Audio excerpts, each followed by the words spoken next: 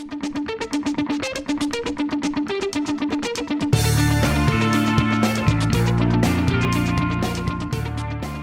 you've ever been involved with a digital transformation or any large complex project for that matter, you may have come across a dynamic where the project status looks green on paper, everything's looking great, until all of a sudden you hit a wall and everything turns yellow and red. And that's a common problem with digital transformation. I'm going to talk about that dynamic here in today's video. My name is Eric Kimberling. I'm the CEO of Third Stage Consulting. We're an independent consulting firm that helps clients through their digital transformation journeys. And one of the services we provide clients are two things. One is project recovery. So projects that are failed or running into trouble, they'll hire us to come in and figure out what's wrong and help get the project back on track. In some extreme situations, we're hired as expert witnesses. So it's beyond repair. We're at the lawsuit stage. The implementer is suing the vendor over whatever problems they may have had, and the lawyers will hire us to be an independent expert to testify and analyze what went wrong.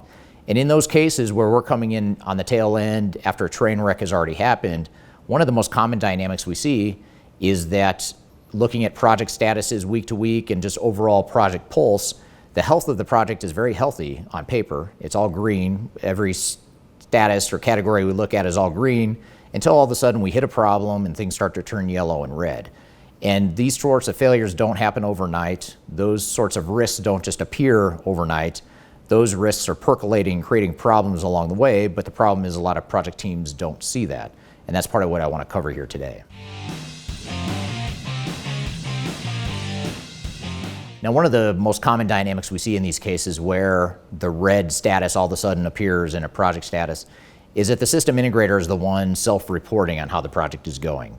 And if you're a larger organization that's hired, especially if it's a bigger system integrator where there's lots of team members, an army of consultants on the project, you're a really important client to that system integrator, and that system integrator has a lot to lose if they lose you as a client or if you lose confidence in them. And so one of the things we found is that that dynamic leads to system integrators hiding the true status and hiding the real issues that are at play, or worse yet, the system integrators don't really understand or see the risk. So whatever the case may be, it's important to recognize that there is an incentive for system integrators, whether they admit it or not, or whether it's conscious or not. There's an incentive for them to paint a rose-colored view of what the project status is and to downplay some of their own shortcomings and some of the deficiencies that they might have and risk they might be contributing to the project. So again, this isn't necessarily malicious intent. It's not necessarily intentional. But there is a dynamic at play where system integrators commonly will self-assess their own project as being a green status when in fact it's not. And that's where having independent and objective third parties like Third Stage can help make sure that you're properly identifying those risks and more importantly, mitigating those risks before they become felt and before they become a real issue.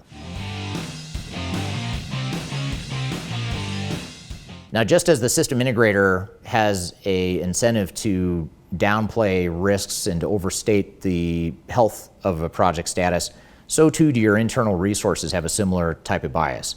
Now, the root cause and the source of the bias is a little bit different. In the case of internal resources, a lot of times they just don't know what the risks are. They can't anticipate the risks. They don't see the risks until they actually feel the pain of those risks.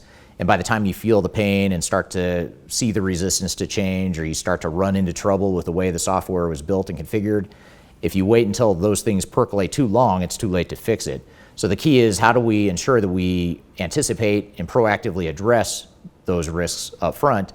And oftentimes our own internal resources aren't equipped to do that. We rely on the system integrator to do that. But as I mentioned before, the system integrator is self-assessing the project typically in a way that is similar to the fox guarding the hen house. They're rating the project higher than it really is.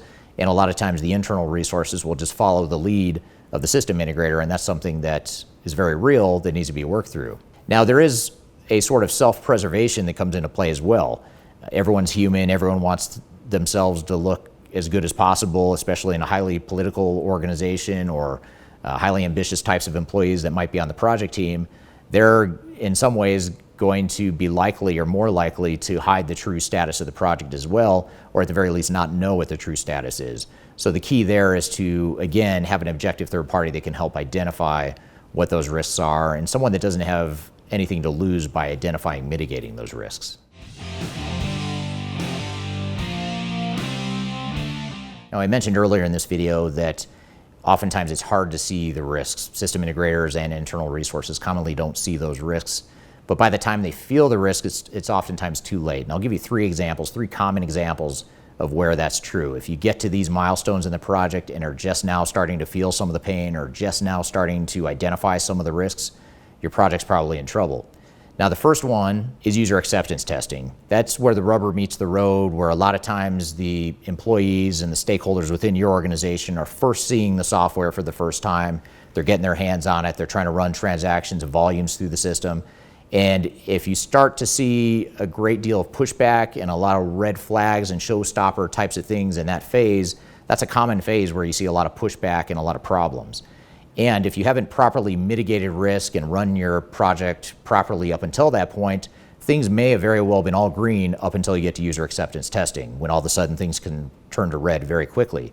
For example, if you haven't handled organizational change management, if you haven't walked through the processes with those same end users in advance of the user acceptance testing, chances are higher that you're going to run into problems and run into a bunch of risk when you get to that later stage of user acceptance testing.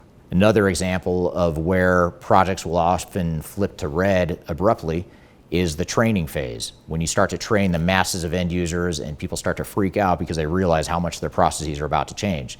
If you haven't done proper change management and proper process definition up front and proper communication and organizational design and communication and all that good stuff, chances are your project's going to flip to red by the time you get to the training phase. And then finally, in the third area of common project problems is at go live. So when we actually flip the switch and go live for whatever location or department or function we're talking about, that's when a lot of times things will flip to red. Now note that these three phases I mentioned, user acceptance testing, training, and go live, are well downstream in the project. So let's say you have an 18-month project, you might go 13, 14 months spending 80 to 90% of your budget and everything's green, and then all of a sudden you get to those later phases of the project and then you hit red.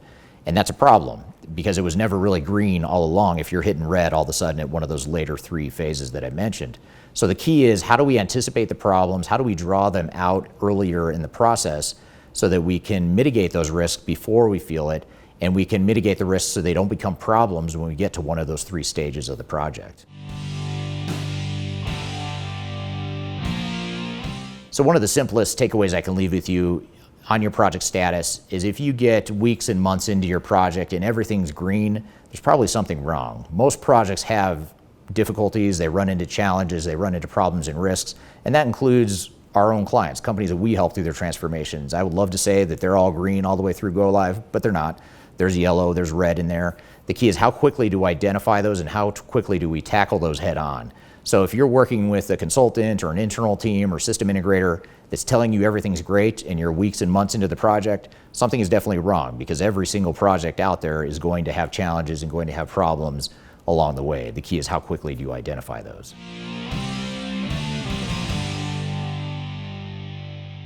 So I hope this video helps unpack that dynamic of project status and inflated project statuses and abrupt project risks that show up later in the project.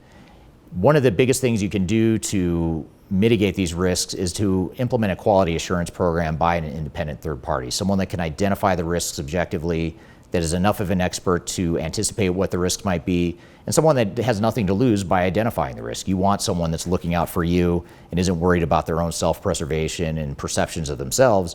So having someone like third stage that can help assess and identify those risks and mitigate those risks is very important.